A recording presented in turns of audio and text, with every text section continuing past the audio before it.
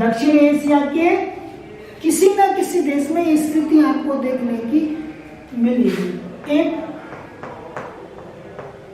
सोच एवं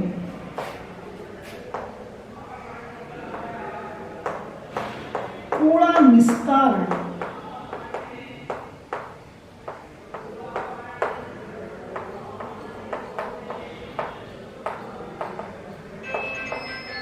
ये अगली समस्या है बेटा,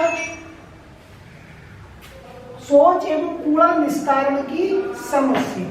ठीक, इसके अतिरिक्त निर्माण सामग्री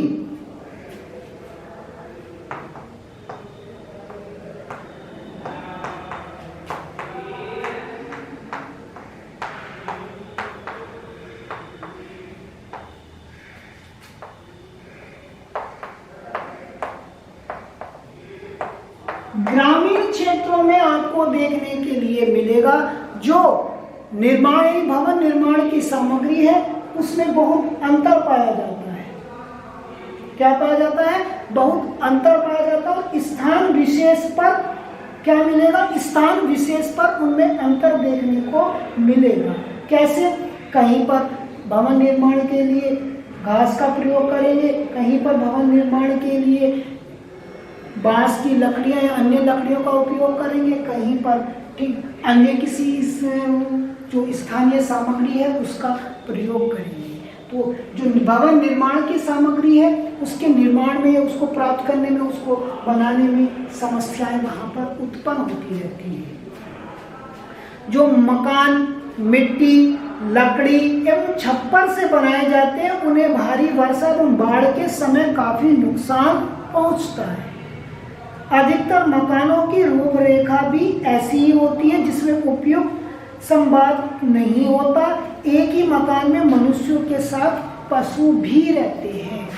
ठीक, जो आवास होता है, जो घर होता है, ठीक, उसमें पशुओं के साथ साथ या मानव के साथ साथ पशु दोनों साथ साथ रहते हैं। एक समस्या ये भी होती है क्योंकि उनके पास इतनी बड़ी मात्रा में जगह की प्राप्ति या जगह की उपलब्धता नहीं पाई जाती। कच्ची सड़क एवं आधुनिक संचार के साधनों की कमी एक और समस्या है। कच्ची सड़क एवं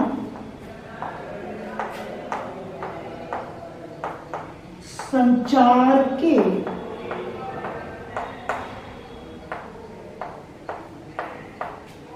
साधनों की कमी। ठीक, वर्षा ऋतु में अब कच्ची सड़क से क्या होगा कि वर्षा ऋतु में इन क्षेत्रों का संपर्क आसपास के क्षेत्रों से कट जाता है क्योंकि यातायात के लिए सड़कों का होना बहुत जरूरी है और वो भी पक्की सड़कों का। जब इन क्षेत्रों में कच्ची सड़कें पाई जाती है तो वर्षा ऋतु में क्या होता है, पानी की वजह से ये एक दूसरे स्थान पर इनका संपर्क क्या हो जाता है, समाप्त हो जाता है, जिससे आपातकालीन सेवाएं प्रदान करने में भी गंभीर कठिनाइयां या गंभीर चुनौतियां का सामना करना पड़ता है। जो आपातकालीन जो सेवाएं हैं उनको चलाने में भी दिक्कत पैदा होने लगती है। विशाल ग्रामीण जनसंख्या लिए स्वास्थ्य एवं शिक्षा संबंधी पर्याप्त सुविधाएं प्रदान करना भी कठिन हो जाता है। जब मार्ग ठीक क्या हो जाएगा, जब मार्ग के कारण संपर्क टूट जाएगा तो स्वास्थ्य एवं शिक्षा जैसी जो मूलभूत सुविधाएं हैं उनकी आपूर्ति भी सही से नहीं हो पाती। जब ग्रामीण उचित प्रकार से नहीं हो तो विशाल क्षेत्र में मकान दूर दूर तक विकसित नहीं होते।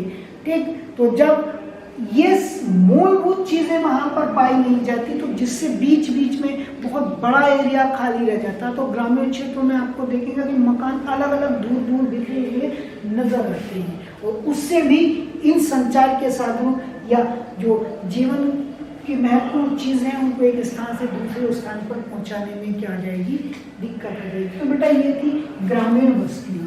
अब हम आगे चर्चा करेंगे नगरीय बस्तियां।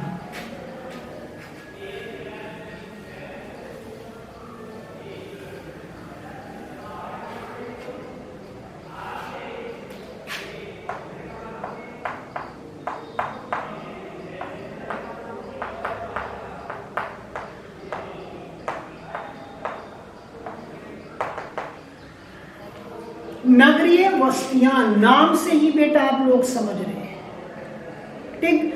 नगरीय बस्तियां सुनते ही आप कुछ चीजें अपने दिमाग में सोचेंगे, जैसे जीवन से जुड़ी हुई महत्वपूर्ण जो जीवन उपयोगी सेवाएं हैं वहां पर पाई जाती है, वहां पर जनसंख्या घनत्व अधिक होता है, वहां पर जो अधिकतर लोग हैं उनका कार्य क्या होता है, उनका कार्य तृतीय चतुर्थ क्रियाओं में भाग लेना होता है, ठीक। वहां पर जनसंख्या घनत्व अधिक पाया जाता है।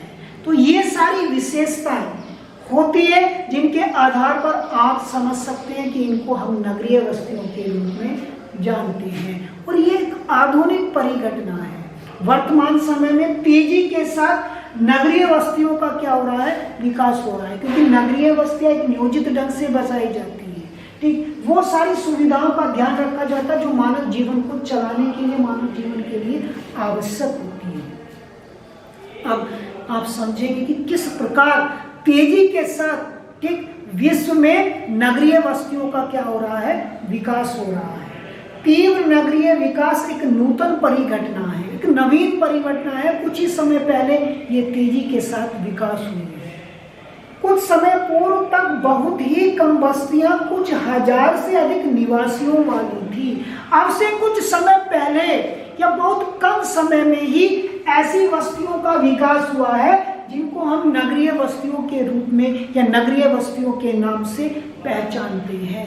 आप सोच रहे होंगे कि विश्व में पहली नगरीय बस्ती कहाँ बसाई गई थी, या सबसे पहले दुनिया में ये सोच जिसको हम नगरीय कहते हैं, ये सबसे पहले कहाँ विकसित हुई, किस देश में इसका विकास किया गया? तो पहली नगरीय बस्तियां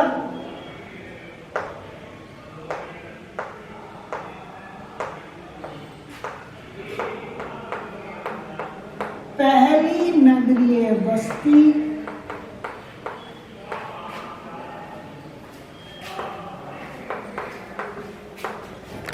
लंदन में बसाई गई, ठीक।